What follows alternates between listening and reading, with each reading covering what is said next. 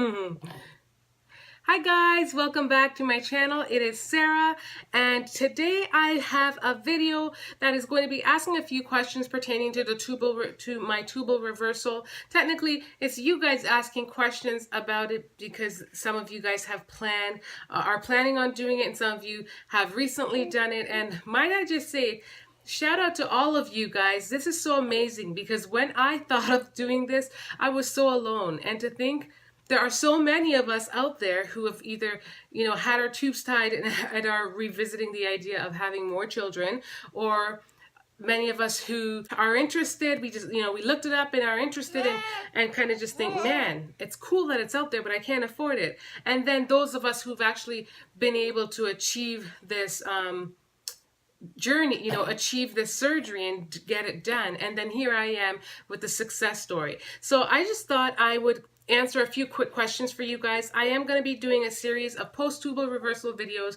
answering questions for you guys because I find it easier to do that way. Here's my baby. I am 4.5 months post, and you guys know that I just had my tubal reversal done back in 2016, December 2016, and I had a baby December 2018. So it was a quick process, guys. Basically, after my tubal reversal, I had a 2-month wait period. Many of you guys are asking about the wait period. There were 2 months. I had my surgery done December, and I wasn't allowed to start trying until the end of February. Until it was December the 11th. So I wasn't able to start until I think mid-February. And we tried the first month of February, and it actually ended in a chemical pregnancy so I did get a positive, 2 faint lines it lasted about 2 or 3 days, and then it was not, it didn't work out. And I only touched base on this in a couple videos because it was so short-lived, because the very next month when I did try again, it was successful. That's when I became pregnant with my daughter. So just to let you guys know that was the process. I know some of you guys indicated that you had to wait much longer time. I'm not sure what your procedure entailed. I just know for me that was the case, and it worked immediately. It worked really quickly. I also had another question. Someone asked initially if you're able to get pregnant naturally. And I'm not quite sure if I understand completely what you mean by that, but I'm going to take it as in naturally, as in, just conceiving husband, wife, intimacy at home, right? I'm thinking that's what you mean.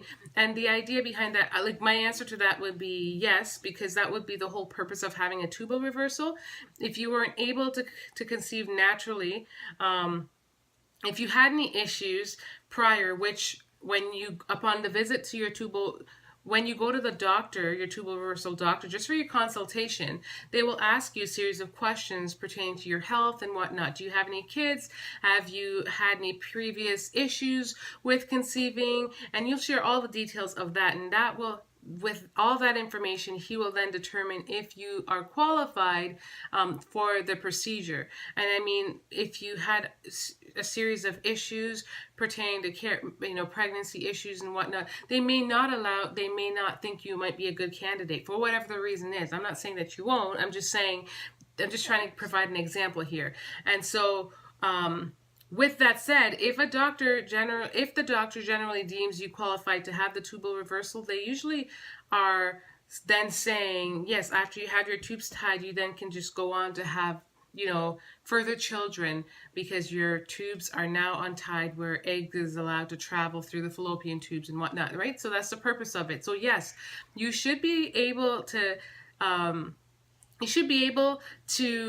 get pregnant naturally, because that's the whole point of a tubal reversal. I would want to think, I guess, if you can't naturally, I would think one would look further into other things like the IVF process or things of that, other routes like that. Another main question that I do get quite often is, how much did you pay? And I just answered that in a video before as well. I am in Canada, so my pricing here is a little bit different than what you guys would pay. And my fee was just over $6,000. That did include some of the fees that I had to do, things such as like egg retrieval, just to see my egg count, It included things like blood work and things like that to also see my, like a semen analysis, things of that on my husband's end. It wasn't like a ton of money towards that. I would say it's like a grand total of maybe $300 total towards that. And then the rest is all for my procedure.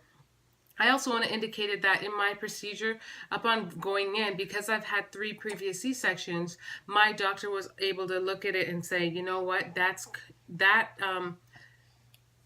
tube is a little too scarred, and so he didn't even attempt to basically untie one of my other tubes. He basically went in and made the decision to just untie the left one, which is the one he said was fine, and I did become pregnant with 1 tube. So if you guys, for those of you guys that have any further questions or who are asking about getting pregnant naturally, that's another thing. Like, yeah, you should be, especially if you have 2 tubes, because I only have 1, and that was nerve-wracking for me because I didn't know if that was gonna heighten my chance or take away from it. But clearly, you know, I'm here, and baby girl is here. It happened really fast with only having 1 tube. So yeah, that is basically going to kind of wrap up today's little video. Sorry, the segment's a little short, but if you guys have further questions, please do ask it, because I really enjoy making these videos and just sharing my story. That was the whole purpose of sharing this tubal reversal journey with you guys, because I realized that it is rare. It's not a very common thing. And my story is going to be one of the very stories out there to share and just inspire other women, and perhaps even encourage women to not get their tubes tied beforehand, because, you know, when I got mine tied, as you can see, I did share it in my biggest regret story.